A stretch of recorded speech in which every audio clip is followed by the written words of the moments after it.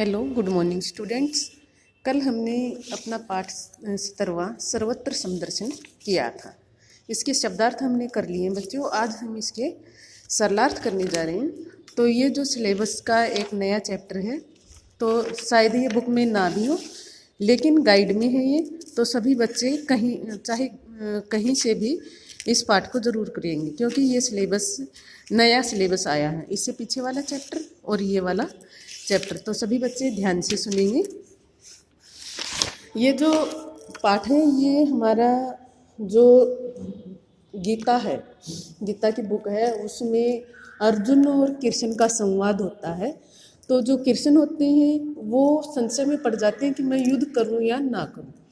तो भगवान श्री कृष्ण उनको समझाते हुए कहते हैं, इंद्रियाणाम हि चरताम येन मनो अनु विधीयते तदस्य हरति प्रज्ञा वायुनाव मी व अभिनसी।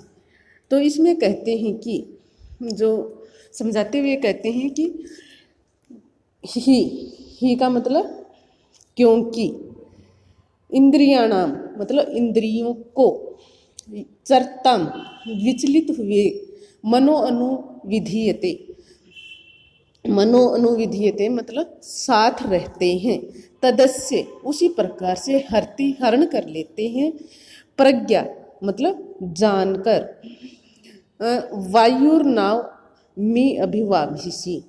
तो क्यों नावम मतलब नाव को, अंभसी, अंभसी का मतलब होता है जल में। तो इसके शब्द अर्थ अच्छे से आने के बाद ही हम इसका सरलार्थ करेंगे।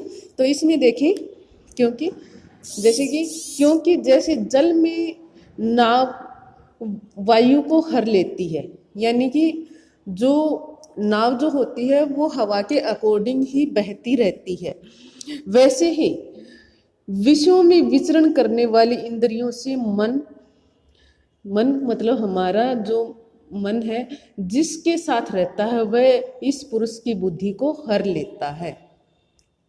तो इसमें क्या कहा गया है कि वायुर अंभिवसी, यानी कि वायु में जब नाव चलती है तो जो नाव है वो जिस साइड पानी का बहाव होता है उसी साइड नाव भी जाती है। इसी प्रकार से जो मनुष्य का जो मन है वो भी अपनी इंद्रियों के वश में होता है। इंद्रियां जैसे हमारी 5 इंद्रियां हैं, नाक, कान, जीवा और त्वचा, तो इन्हीं के वश में हमारा मन रहता है। तो इसमें जो भगवान श्री कृष्ण है वो सीधी सी बात यही कहना चाहते हैं कि मन के साथ संयुक्त होकर इंद्रियां जो हैं पुरुष की बुद्धि का हरण कर लेती हैं। इससे पुरुष को उचित और अनुचित का ज्ञान नहीं होता है।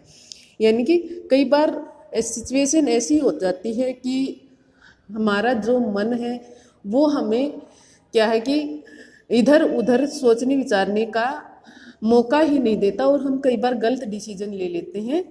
तो ये कहते हैं कि हमारा जो मन है इंद्रियों के वश में ना होकर हमारे खुद के वश में होना चाहिए, हमारी आत्मा के वश में हमारा मन होना चाहिए। आगे है, उधेर आत्मानम न आत्मानं वैश्यादेत आत्मनेव है आत्मनो बंधुरेव रिपुर आत्मनि। तो इसमें देखिए, आत्मनम का मतलब होता है अपने आप, आत्मनम अपना, उधेरत मतलब उद्धार करें, उधेरत का मतलब उद्धार करें, आत्मनेव अपने आप ही,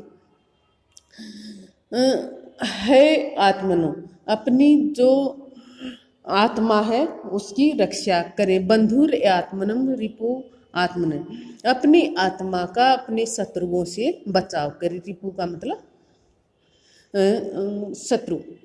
तो इसकी देखिए हिंदी, मनुष्य को क्या है कि अपना जो उद्धार है, अपनी आत्मा को जो उद्धार है वो अपने आप ही करना चाहिए।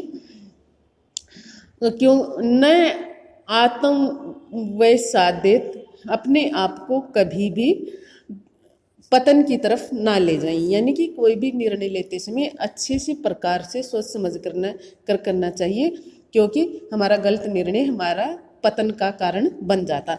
आत्मनेव है आत्मनो बंधुर आत्मना, अपनी आत्मा का क्या है, आप ही मित्र हैं, रिपुर आत्मन है, और आप ही शत्रु हैं।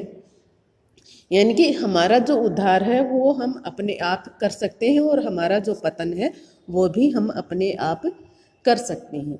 तो इसमें श्लोक में जो भगवान श्री कृष्ण हैं वो यही कहना चाहते हैं कि मनुष्य अपना कल्याण स्वयं ही कर सकता है, शास्त्र सम्मत कार्यों को करके ही वह अपना उद्धार कर सकता है, और शास्त्रों में जो कहा गया है उनके विरुद्ध जाकर वो क्या है, वो अपना पतन भी कर सकता है।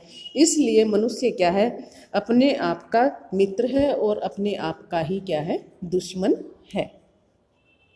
युक्त, आगे देखिए, युक्ताहार विहारस्य युक्त चेष्टे कर्मसु युक्त सपन अबोधे योगो भवति दुखा। तो इसमें क्या बताया गया है कि युक्ताहार विहारस्य, कि मनुष्य को युक्त मतलब नियमित, आहार का मतलब भोजन करना, विहार का मतलब आमोद प्रमोद करना, युक्त मतलब चेष्टा से अपनी आत्मा को कर्मों में लगाए रखना।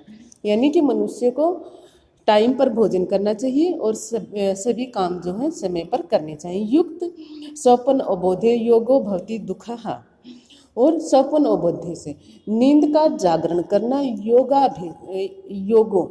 योग भवति दुखा मतलब दुखों का नष्ट करने वाला। तो देखें कि दुखों को नष्ट करने वाला योग जो है, दुखों को नष्ट करने वाला कौन है, योग जो है, उसके द्वारा हमें समय पर क्या करना चाहिए, भोजन करना चाहिए, और समय पर ही हमें आमोद प्रमोद मतलब हंसी मजाक करने चाहिए, और यथा योग्य हमसे जितना काम होता है वो हमें करना चाहिए, क्योंकि काम तो जीवन निर्वाह के लिए जरूरी है। यथा योग्य मतलब जितनी नींद की जरूरत है उतनी हमें नींद लेनी चाहिए, और जितनी हमें जागने की जरूरत है उतना हमें जागना चाहिए। इसी से हमारे दुखों को नष्ट किया जा सकता है। तो इसमें जो भगवान है वो कहते हैं कि योग के महत्व को बताया गया है इसमें, कि योग जो है एक प्रकार से दुखों को नाश करने वाला है, परंतु योग में सफलता उन्हें मिलती है जो उचित समय पर भोजन आमोद प्रमोद करते हैं, उचित समय पर नींद लेते हैं, और उचित समय पर वो जागृत होते हैं।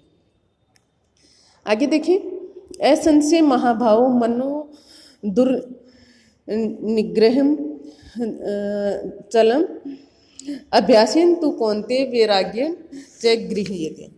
तो असंशय मतलब संशय में मत पड़ो, निसंदेह महाबाहो महान बाहों वाले, दुर्निग्रहम मतलब कठिनता से वश में, मन को दुर्निग्रहम कठिनता से वश में करने योग्य, अभ्यासेन अभ्यास के द्वारा ही तू कौन्तेय वैराग्येन हे कुंती पुत्र वैराग्य को गृह्यते मतलब वश में किया जा सकता है। तो इसमें भगवान श्री कृष्ण जो है वो मन के बारे में इसको अर्जुन को समझा रही हैं कि अरे कुंती के पुत्र, निसंदेह महान भुजाओं वाले मन को जो है वो कैसे, मन जो है बड़ी कठिनता से अपने वश में होता है, लेकिन ऐसा नहीं है कि मन को वश में नहीं किया जा सकता, क्योंकि अभ्यास के द्वारा ही मन को वश में किया जा सकता है।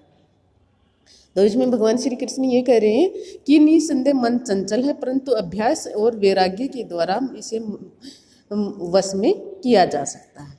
तो बच्चों, आज के लिए आपके ये 5 ही श्लोक रहेंगे, अच्छे से इनको राइट करेंगे और साथ के साथ यूटी का सिलेबस आप रिवाइज करते रहेंगे। इसके अलावा यदि किसी भी बच्चे को नए सिलेबस में कोई भी तकलीफ हो रही है तो वो मुझे बताएंगे। Okay, thank you, have a nice day.